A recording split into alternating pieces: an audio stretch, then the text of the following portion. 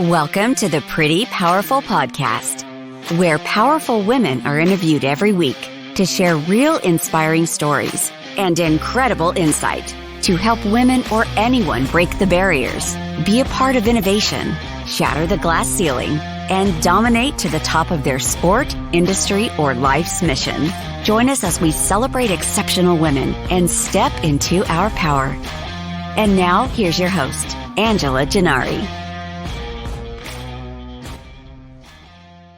Thank you for being here. This is the Pretty Powerful Podcast, and this is Angela Gennari, and I am sitting here with Cindy Abel. So thank you so much for being here, Cindy. I am very excited to have you on because you are doing some really cool things for women and for young girls, and I really want to talk about that. But before I do that, let's introduce you properly. So Cindy is the CEO and co-founder of Live to Be Me, the COO of Kevin Abel for Congress, was the COO of Kevin Abel for Congress, the co-founder of Abel Solutions, which is an IT company that she started with her husband, acquired in 2016. Congratulations on that. Thank you. And a manager at Anderson Consulting, international IT consulting firm. Personally, she is That's where I started. That's where you started. Okay. Yeah. That's where I started my career. Okay. Awesome. And then mom of 3 grown children, 2 girls and a boy, out in the world doing great things. That's amazing, and passionate about the need to change the massive big tech culture, making huge profits at the expense of our mental and physical health. And yes, amen to that.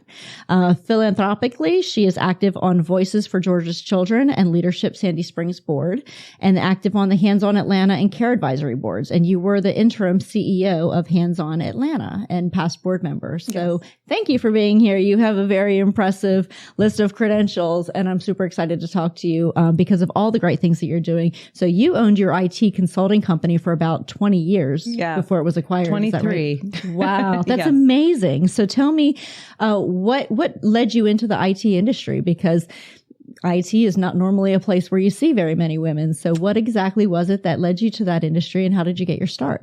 So when I went to college, I went in as an undeclared business major. Okay. And my freshman year, I really didn't know what I wanted to do. My father, I really declared business just because my dad was a corporate person. He worked for Sears for 26 years and climbed up the corporate ladder. And I just admired him, and I didn't really know what else to do, to be honest. So when I got there my freshman year, they had a brand new program called Management Information Systems. Okay. And so they called all the business majors in because they were trying to attract people into that major. And we went into an auditorium. We heard about it. At the time, I was taking a computer science class. I was taking a programming class on the side, and I really liked it a lot, surprisingly. And so I was really intrigued by it, and I just kind of fell into it. So that was my graduate degree in MIS. Right. So that's how I started. And then coming out of school, I was kind of shooting in the dark. I didn't have a whole lot of support. I had support from my dad, but in the way back then that you receive support was, these are the things you got to go do them. Okay. And I'm familiar. I graduated from school. I didn't have a job when I graduated. I worked 3 jobs just to pay the rent, so those kind of things. But good lessons to be on your own and have to work 24 hours a day and menial jobs, and I'm not saying meaningless, because there's a lot of people that have to do that in this world, and it's a good way. And I made my kids all work in the service industry. So they would have to understand how to treat each other, treat other people with respect. Absolutely. I think it's essential. My son's the same. He's 15. As soon as he's turned 15, he went and got a job at Chick-fil-A. Yes. Because I told him before he can do anything else, he has to work in the service industry, because you have to know how to serve people, and people are going to come to you in all kinds of different forms. Some of them are happy to see you, and some of them are very angry, and you have to know how to deal with all of that. You do. So I think it helps you understand later in life, I think, that everybody's job is important and you need to treat people with respect. Absolutely. So coming out of that, I was fortunate enough to get a couple of consulting job offers. One was at PricewaterhouseCoopers at the time, and one was at Anderson Consulting in their IT strategy solutions business. Wow. And I ended up taking a job at Anderson, which I worked at for 7.5, 8 years. And, I really just loved it. And so I really consider myself as somebody that didn't know what they wanted to do going into college and then coming out and not really having any direction or mentors or anything like that. I really consider myself lucky to have fallen into something I actually love. Absolutely. So. Well, that's wonderful. Yeah. And then you went and started your own IT consulting company, which is incredible because coming into IT, I'm sure that was scary. It's a brand new industry, really. I mean, there wasn't a lot of it going on at the time. And now you're coming in and they're just trying to get this, college program started. They're trying to kick it off. You are on the forefront of that. And then you take that experience and you launch your own company, which is another scary venture, but you jumped into it. It was a very scary venture. So, how that sort of transpired is I met my husband at Anderson Consulting. Okay. He left the firm a lot earlier than I did and worked at Bell South and some other, big corporate, entities in technology for several years. And then, he comes from a background of entrepreneurs. His whole family is like his father, his stepfather, his brother. So he really wanted to get out on his own and do his own thing. And so he approached me and said, I'd really like to start our own company. And I decided to help him. And so we co-founded it together. I was still at Anderson at the time. So the idea was that I wouldn't jump into the business until we kind of got off our feet. Cause I was a manager at the time. I was being offered part-time work. I was pregnant with my first child. Oh, wow. And I would receive full benefits for working part-time. But when I had the conversation coming out of maternity leave, the offer was, yes, you can be part-time, but you will be full-time travel to Chicago. Wow. And so, being a mother was really, really important to me. And being there for my kids was very important to both of us. So I just quit my job and we both took the plunge and started our company right out of the gate with no benefits and no salary to support us. Yeah, so it's scary. A lot of pressure being a young family. And then we hired our first employee the day after I had my second child at 2.5 years later. So that was kind of when, but it was a struggle for many, many years in the early years. Oh, I know. Yes, I've been there. It is. It's scary. I mean, you leap and they say leap and the parachute will appear. Yes. It's not always that easy. No, it's not. I remember the parachute comes 50 feet from the ground, but you're there. Yeah. I think back to just going to the store and buying diapers and wanting to get the Pampers, but having to go to this other brand because we couldn't afford it or, so it was a lot of that kind of stuff early on. Yeah. But then your kids were able to see, their entrepreneurial parents, and I'm sure that that's made a big impact on them. Yeah. And I'm sure, I know with me, my mother growing up was not entrepreneurial, but she was very much, she had worked 3 jobs and, always grinding and, just doing whatever she had to do, which is a very entrepreneurial trait. Right. Right. So even though she wasn't necessarily an entrepreneur, I learned entrepreneurship really from her because she had to make her own way. And that's what an entrepreneur does. Yeah. And, so my son who, like I said, was 15, he's 15. The only thing he wants to do in life is be an entrepreneur. Yeah. Because he sees that and he sees the grind and the hustle that comes with it. And now it becomes like a passion of, I love that. You know, like I want that. And, I agree. You wake up every day with this purpose of, I don't know what today's going to bring, but I'm ready for it. Yeah. And I'll be honest, when my husband wanted to do this, I kind of looked at him and I said, really? I was nervous about it because that's not the background I came from. I came from, my dad climbing the corporate executive ladder. Yes. And so I kind of had always envisioned business that way. I'd never really thought of entrepreneurship. So, very different mindset now. Very, yes. And now you almost want it for your children and you want to tell other people about how wonderful it is. Yeah. Even, but I say it's not for everybody. Right. If you really like knowing how much money is going to be in your account every week, entrepreneurship may not be for you. It's a little risky. You're taking a risk. You're trusting a process and you don't always know what the results are going to be. And, it takes a lot of internal, courage to constantly wake up every day and take the risks that you take. But I think it's more rewarding. Yeah. To me, at least, is what sure. you get out of it. I know that you have a lot of great philanthropic activities, and it's great that you're highly involved with Hands On Atlanta and Voices for Georgia's Children. So tell me about what led you down that path. Why did you put so much time and effort, especially as an entrepreneur, into giving back to your community? That really goes back to my husband and I.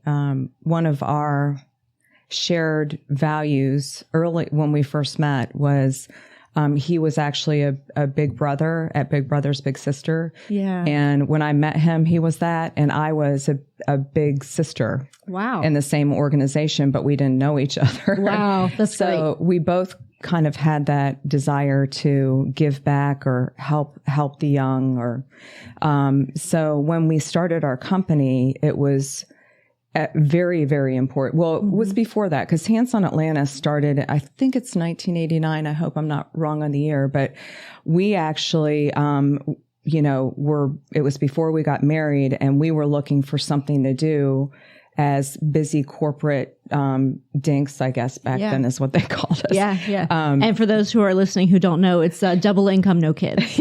Dink. Because I remember, yes. Exactly. That was a famous word back then. So we were looking for a way to volunteer, but with busy schedules and a corporate job, we both had to give up our Big Brothers, Big Sisters commitments because they required us to be boots on the ground, and we were traveling a lot. Right. So Hands On Atlanta came out in the AJC with an article about this new organization that was started by this group of 12 young founders who were our age, and calling everybody to come to the Days Inn. It was over near Monroe somewhere. I can't even remember. And we all end up in this room that was packed full. And they were offering opportunities to young professionals like us to go out and volunteer when you had the time, and not necessarily commit yourself to one organization or one particular interest. But if you had a Saturday free, you could go out and volunteer. So my husband and I end up getting very involved in that with that organization over time. And I ended up they have a long-standing program there called Discovery, where you would go into the different elementary schools that they had partnerships with on Saturday mornings, and you would build curriculum for the kids and, kindergarten to fifth graders. And so we just really enjoyed the opportunities the organization gave us back then. And we moved into being corporate sponsors as our IT business. And then I moved on to the board, and I'm still on the advisory board today. So I've been with the organization for many, many years in many capacities. But he and I both shared, back to that value system, the idea that as business owners, we were responsible for our community. And so it was important to us to not only do it for ourselves, but also give our employees, we did Hands On Atlanta Day every year with our employees, and just give, a role model type of sense to everybody that was around us, that giving back to the community from a corporate perspective was very important. So corporate social responsibility, I guess, very early on. Mm-hmm. And I remember back in my days of working in the corporate world, we did volunteer with Hands On Atlanta. I remember doing landscaping at one point. A lot of those I remember were projects doing like that, some landscaping for a few neighborhoods, and we would go and plant flowers for elderly citizens, and work at food banks, and I love those opportunities. And I think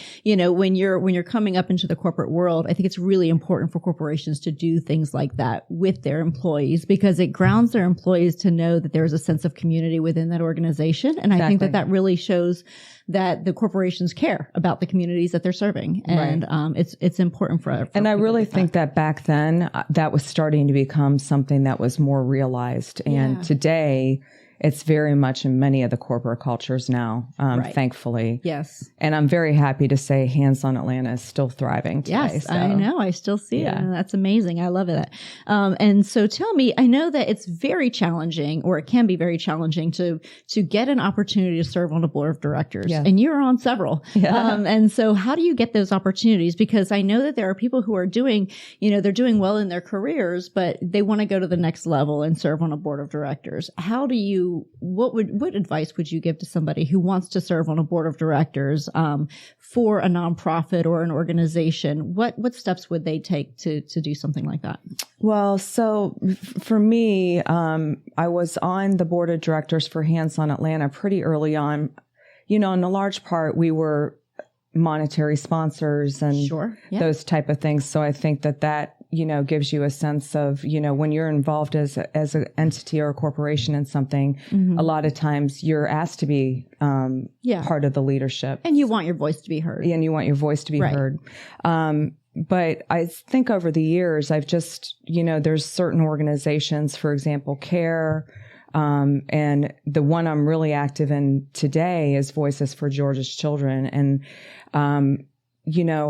a lot of times what I'll do now is just use some of my connections and say, I haven't served in this capacity in a little while. And I go and ask somebody and say, it's time for me to find the right role. Okay. And so, if you have your foot in the Atlanta philanthropic community, that's usually not a very hard ask. So I really feel like it's just a matter of them people knowing that you're interested, and then the people that helping you find those opportunities. Yeah. So it really comes down to relationships and community building. Yes, I think so.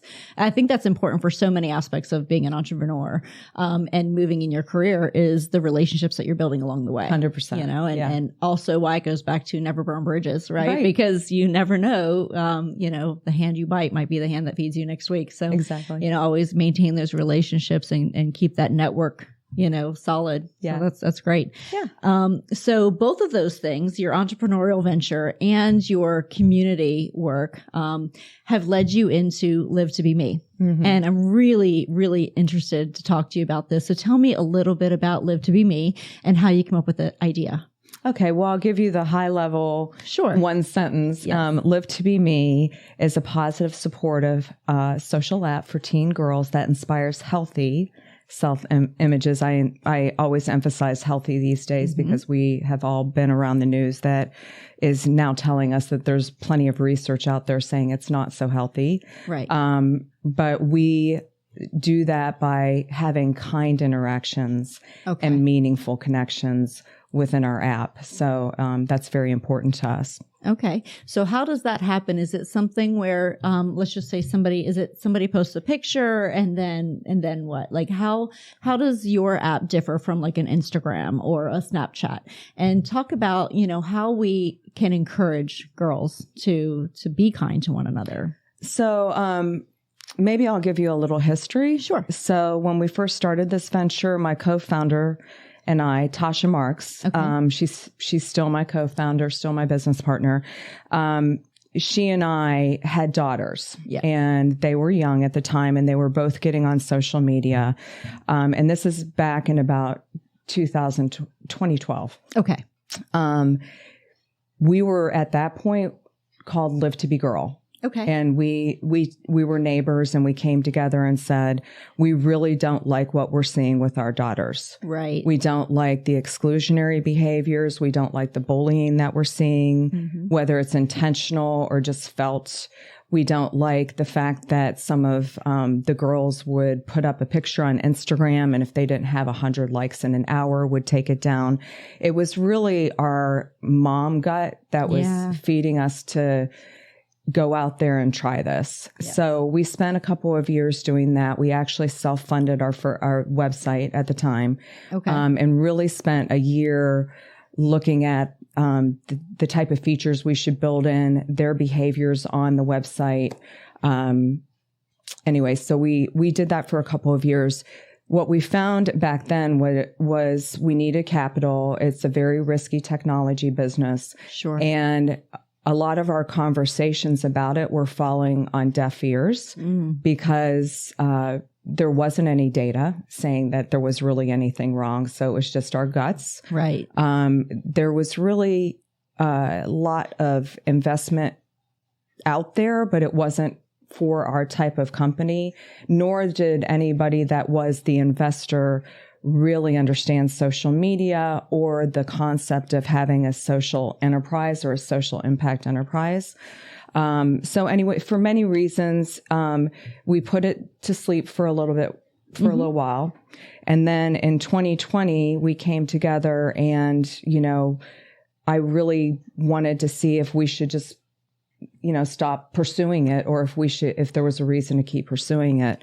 So I started doing a lot of research. Right then, there was a nonprofit that had come out recently called Center for Humane Technology. Okay. And Center for Humane Technology, when I found that website, somebody had sent it to me, it was a bunch of business ethicists from the Silicon Valley world, Google, Facebook, the big monolithic companies that are running all these media platforms. And they had a bunch of business ethicists that came together and said, we have an issue here. Social media is actually causing societal harm. Yes. And we need to come together and figure out a way to address that. And so on their website what is called a ledger of harms. And it not only talked about digital addiction and mental health issues for kids, it also talked about things like political divisiveness and disinformation that was being caused because the platforms aren't regulated at all. Or what they call fact checkers are actually opinionated people who are putting their own agendas in, right? That's so there's not actual fact checking going on. Yeah. So you're right, because it's not media as the traditional media. Correct. And they didn't want to be media. Right. They don't want to have the same regulation. That's right. So anybody that's out in these platforms a lot of times can claim to be some sort of expert, as we're all finding out now. Right. And that's when the misinformation starts. And that's when you start sharing things over multiple airways that are false. Yes. So anyway, discovering that nonprofit, and then seeing more data come out about the mental health issues, 152% increase in preteen suicide. Wow. I mean, just the statistics on it are very alarming from an anxiety, depression standpoint, body image issue. I think we are all aware now that from the Facebook files that the internal organization of Facebook was doing their own research on mental health and teen girls. Wow. And they themselves identified that 1 in 3 teen girls has body image issues because they use the Instagram app. Wow. And so that's alarming. It's very alarming. And I think as parents, as citizens, we should all be nervous about this giant corporation that has created these algorithms that are purely for revenue, but are no good for you, me, especially our kids. Well, and each time you have a new filter or, some other way to disguise who you really are and create this unrealistic image of you. Right. I think it leads to even worse, problems because people aren't recognizing, that this isn't this isn't what you really look like in real life. And so little girls aren't understanding that as much. Like, that's right. Even, we can differentiate. We have that sense of like, something doesn't seem quite right. But a girl who's maybe 11 or 12 isn't necessarily be able to make those same judgments. That's correct. So, with all this data and information, we started asking some teenagers if they liked the idea of a alternative app. Yeah. Did a lot of research with groups of teenagers in early 2020 and found that they didn't like the Live to Be Girl. They thought that the word girl made a teenager that was 16 feel too young. Okay. Didn't like our logo. It was too babyish. Okay. My niece was the most vocal about that. Okay. So we went on a mission to rebrand. So we hired a brand strategist to redo all the branding. In the meantime, I also went through a women's accelerator here in town called Launchpad 2X. And I should have probably had that on my bio, but I immediately reached out to a woman, Bernie Dixon, who started that organization, and it's now the CEO is Christy Brown, but asking Bernie for advice on how I should move this forward. And she immediately encouraged me to apply for that accelerator, which was in the fall of 2020. Oh my gosh. So it was all virtual. It was all COVID. Right. So unfortunately we weren't in person, but it was a great jump start for me. Absolutely. Gave me so much support, gave me the courage to kind of move forward. Because oftentimes I'll say this project is like rolling a boulder uphill. It's just, it's gigantic. Yeah. And, I'm just me. So, right.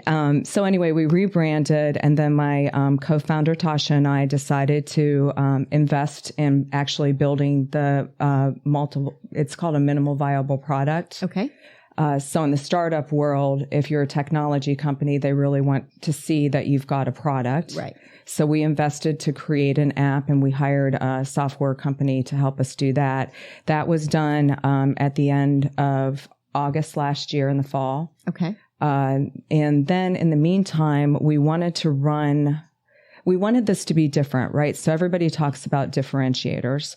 So one of the reasons that we're different is that every user that signs onto our platform has to sign a social contract, and that social contract says we are positive and supportive, we are authentic, and we are kind. And those are the guiding principles of the app.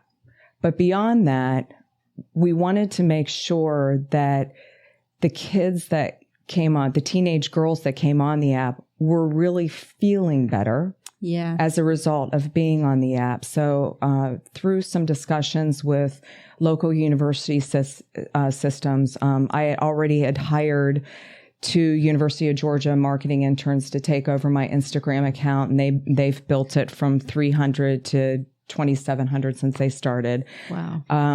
I had an inroad with University of Georgia. I had an introduction to Dr. Hine, who is the person in charge of clinical internships for the Department of Public Health there. And I had a long discussion with her, and we decided to sign a memorandum of understanding, which is a 3-year deal where I get interns to help me do this research behind activities on the app. Wow. So, and also we decided that the best people to be the community monitors or mentors were going to be college females, because they have just come out of the experience. So the interns started with me in January, and I have 3 rock star interns that are behavioral health and sciences majors. That's amazing. And they have been building the infrastructure around doing a beta test in April, which is just coming up. And essentially what that's going to be is 100 13 to 18-year-old girls and 20 mentors. And they also are creating a training program, which will include mental health resources and mentoring best practices. Wow. So the mentors that come on will be enabled with information on what to do should they have warning signs or see things that indicate somebody's in crisis. So, wow. Well, that's incredible. It's great that you're able to develop those partnerships, because the partnerships are really going to make this, because, monitoring, because it's one thing to say, this is what I plan to do, this is what I'm setting out to do, but now you can actually track that and give it, measurable results, which is amazing. Yeah. That's really helpful. And I'm sure that's going to be great for the investors to see as well. Yeah. So tell me about the investor journey, because obviously you need to raise money for this to make this come to fruition. So tell me what it's like to go into the VC world. And, if you are able to walk into a VC company, if you have mentors, if, what guidance you're receiving on that end. So, that is a great question. As you know, that's a difficult question. Very difficult. Yes. It's, we were talking before we started this about the small percentage of money that women typically get from venture. Yeah, but it's under 3%. Yes. So for me, the conversation is a little bit different because there are traditional venture capital companies. Right. I really model Live to Be Me as a B corporation, which is a social enterprise. And many things that traditional venture capitalists don't like to hear is that they're not going to receive 150% return on their investment. Right. So the idea behind social enterprise, and I've been studying this a lot and talking to a lot of people in the social impact space, which is starting to be a lot more relevant in the communities. Sure. From a fundraising perspective. So I'm not going to be attractive to a traditional VC. Correct. I am really looking to engage with impact investors that want to see real change, that really want to see us move the needle on things we have to change in our social media environment.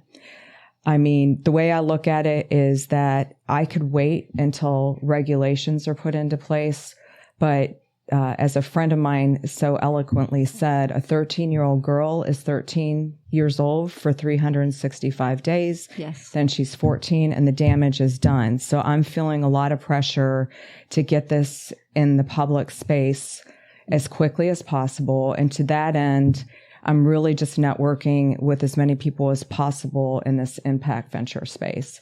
I am happy to say that in January, I received my first $100,000 investment from a private equity person. She is a woman. She does have 3 daughters.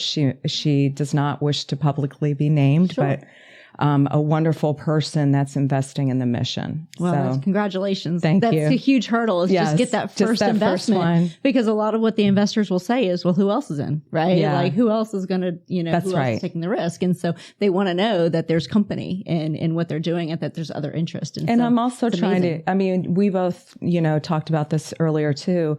Your network is very important. Right. I'm reaching back out to everybody I know, and I'm really a powerful believer that one conversation leads to 2 more. Right. And then so on and so on and so on. And many of those I've been so fortunate that so many of those conversations have led to things that have really jump-started my efforts or moved me forward. Sometimes I'm kind of in awe of it all. Right. So, well, and you never know who you are inspiring along the way. Yes. Like you were brought to this podcast and to me by somebody who has a tremendous amount of respect for you.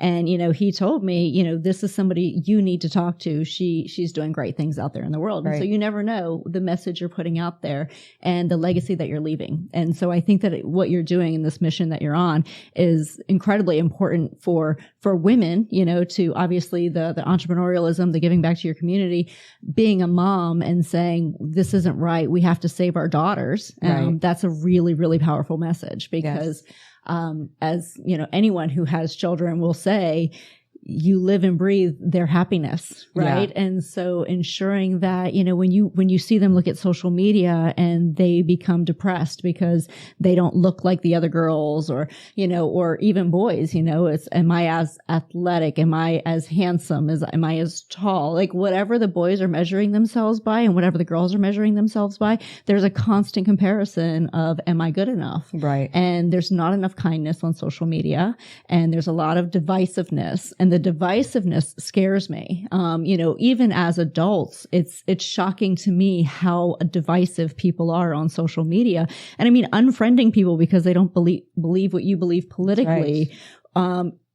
You support a cause that they don't support and suddenly they're criticizing you. And it's like, we have to do better for each other. We really do. And young girls, they can't make those same decisions about their own life. It's hard for them to pull away. When they go to school, I was talking to somebody about how rumors can fly. You have a rumor that starts off on social media and it's wildfire. Yes. And then they go to school the next day and suddenly everybody knows. Yeah. And it's so scary for these children.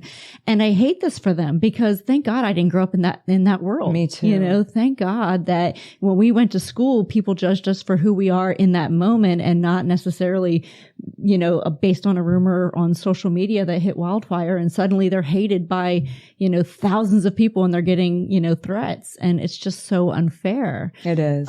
So yes, I applaud you for stepping up and doing something about it as a mom and as an entrepreneur. I think that's amazing. It's especially important to me that the future women of the world are in this generation right now. And we already know that a ton of them have already been harmed. Yes. And so it's our job to try to figure out a way to change the trajectory of that. Yes, absolutely.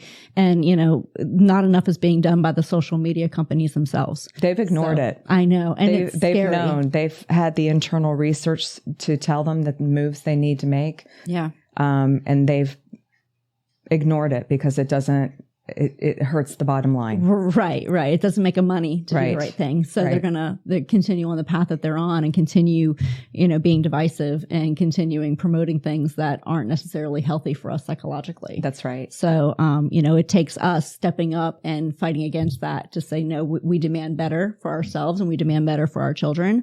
And, we're not going to stand for this anymore. So yes.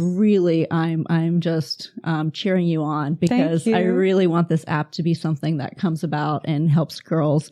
And then, perhaps there'll be a version that, will be encompassing of boys and girls and everybody can, feel like this is something that we're all looking out for them because little girls are, gosh, their poor little self-esteem is, they live and die on social media. And they do. It's changed the way middle schoolers and teenagers socialize now. Yes. It's changed their whole social environment. It's no longer that you're popular in school or unpopular in school with the kids in school. It's now that you're part of this mass culture of followers that are everywhere. Right. It's amazing to me how many my kids know just because of the following. Yeah. Oh, yeah.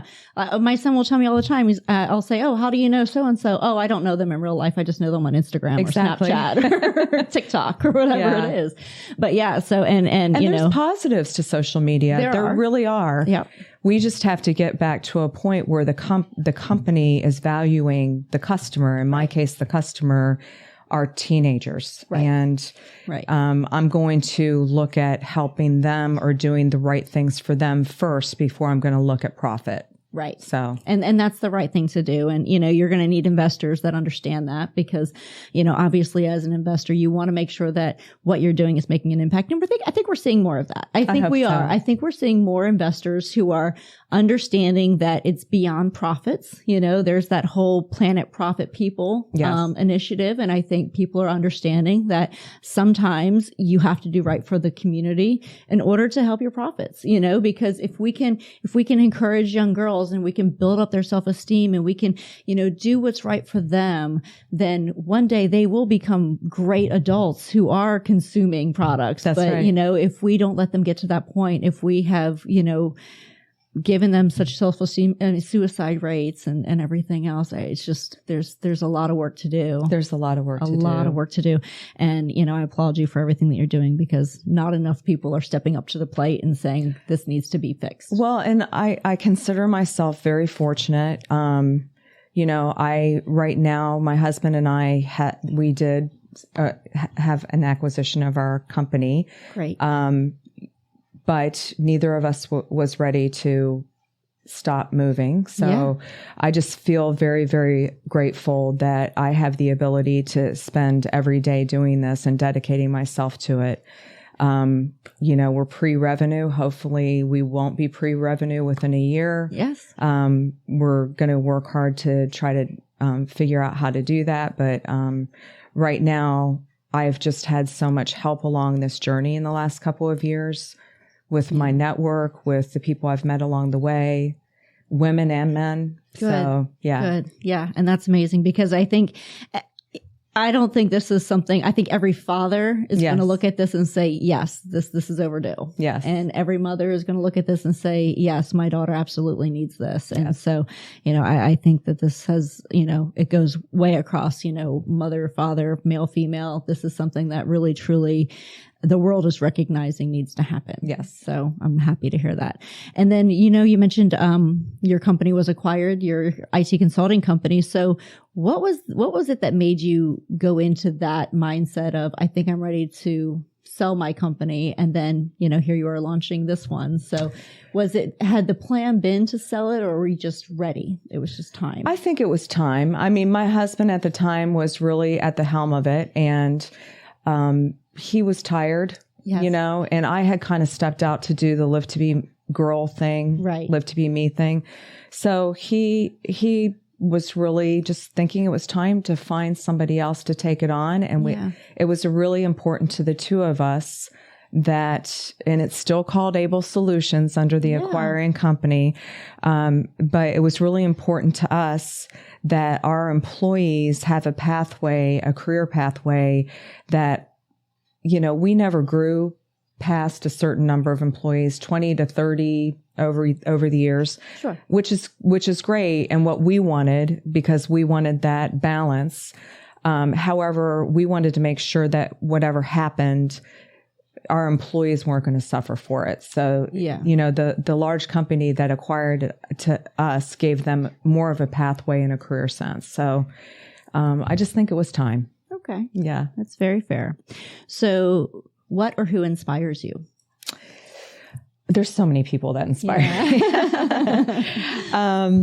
I have to say that the young generation, so, now my daughters are, my daughter Danielle is 27 and my daughter Juliana is 24, and they're both, my middle daughter's at school at Baylor. My older daughter is a doctor of physical therapy now, and she works out in Tucson. But just watching the girls and all of their friends and their sense of themselves at this age does inspire me, because I think about back when I was that age, they're more inclined to understand the things that are going on in society. They're seeing what's happening from what we're the culture that we're in now, where we're understanding that there's a lot of disparities that a lot of people haven't been recognizing for so long, and they're speaking out and they're speaking up for those things. That's wonderful. I don't know that back when I was that age, I had any sense of those things. And so I think the younger generation that I'm seeing, I really like that they're standing up and using their voices to help change things. Yeah. So absolutely. And they seem to have a lot of confidence around that, and they seem to have more of a voice than I might have had back then. So yeah, I definitely see that too. I see that with my son. I see that with, their generation. Yeah. That they're more vocal about, the things that are wrong in the world, or things that are unfair, and things that need to be addressed. And I think that it's time. And I think as I've gone into a couple of the university systems, I had the pleasure to speak to a business and society class at Emory, which was the most fun I've had in 2 years, honestly. Right. Because the kids were so engaged. Yes. The young adults were so engaged and had so many questions around this issue of the impact of social media and, our world today that we're facing with all these questions. But they really want to get out and have a job, but not just any job. They want to get out and have a job that's meaningful to them. Making a difference. It's a very different, it's not just about the profit anymore. Yeah. I mean. Yeah, well, and I was reading a study, during the whole Great Resignation, and, they put all this stuff on LinkedIn about how people are resigning.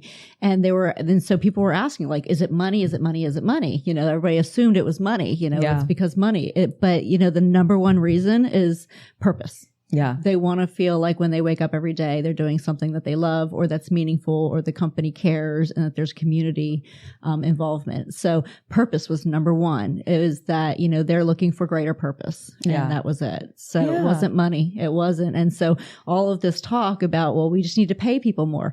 No, we need better balance. They need life balance. We can't work people 18 hours a day and expect them to show up ready to go every single day. We have to provide a reasonable solution for life balance, for purpose, for community, for, giving back. And so until we address all of those, we're going to continue seeing. Yeah. And that's resigning. Inspiring in and of itself. So, right. Yeah. So, okay. So tell me, about a time that you, as women, we give away our power a lot. Mm-hmm. We tend to, it's because my spouse did this and it's because my children, it's because my coworkers, it's because, we give our power away, because we don't feel comfortable stepping into our power as women. So tell me about a time that you did step into your power and what that meant to you. Well, I think over the years, being in IT as a woman, at the beginning of my career was very daunting. And a lot of times I didn't have the voice within me to stand up. I mean, I was mostly working with males in my roles. And it was hard for me to stand up for myself back then. I think I have found my power now. And most recently, probably in the last 6, 7, 8 years, it was really powerful for me to get involved and figure out how to do this. Yeah. And take charge of it in a way that even back in 2012, 2014, I didn't. Right. I was intimidated by the investors I was talking to, which were mostly, and I say this with no ill intent, but were mostly older white guys. Right. Sure. That just kind of laughed at us or, thinking we were crazy or our idea was crazy. Well, and they weren't relatable, right? Like they're not relating to you. They may not face the same challenges. Right. Right. So your audience sometimes needs to change. And men and women, as I said before earlier, have really empowered me over the last 2 years in a way. I've become more vocal about where I'm going with this. Yeah. And I'm not changing course on that just because somebody tells me that it's not going to work, that it's too risky. Right. It just takes one person to try to move the needle forward. And if you just act every day with that purpose and mission, then I think all of us can achieve great things. So. Absolutely. And I think people look at, they advise you from their standpoint, right? That's right. So they say it's too risky. What they're really saying is it's too risky for me. Yeah. Right. And so they show you their limitations. It's not necessarily your limitations. That's right. So, people have no idea what you're capable of and the fire that's in you. And so, but when we give advice to somebody or we say, yeah, I think that's a crazy idea, that's because it's crazy to them, but our journey is different. And so, a crazy idea starting, a social media platform might have sounded crazy to somebody before Facebook happened, and then look at it now, know, and so everything is crazy until it's done. And I've been, lucky. I have a business partnership with this woman that I met. Her name is Robin Farrell through Launchpad, and she has a whole company around mental health. She's been studying and has mental health resources, and her energy and just having that connection with her has really helped my voice too in this, in that we not only want to make people feel better on this platform, we want to make sure that we bring in her mental health resources onto the platform so the girls are getting that without knowing that they're getting resiliency stuff. So I love it. My voice has just become more powerful also because there's been a lot of people surrounding me with these great resources and ideas. So awesome. I like that a lot. So what advice would you give to 18-year-old you sitting out on your journey? I would say have a voice, be confident, express yourself. Don't be afraid to speak up. I definitely wasn't that back when I was 18. I wasn't either. So, I know. I think surround yourself with women that can help you, with peers that think like you, be supportive of them. Just create a network and safe space around you of people that you love and care about that can help you and guide you along the way and let you have that voice. I love it. And then last question, what do you wish more people knew? I wish more, I'm not sure that people don't know it, but I wish we all walked around every day, woke up with an awareness that what you're walking in and what I'm walking in is different. And you could be walking through something very bad. And so, this idea that you're in the grocery store and you're just impatient and you don't have time and somebody in front of you, can't find their money or is taking too long.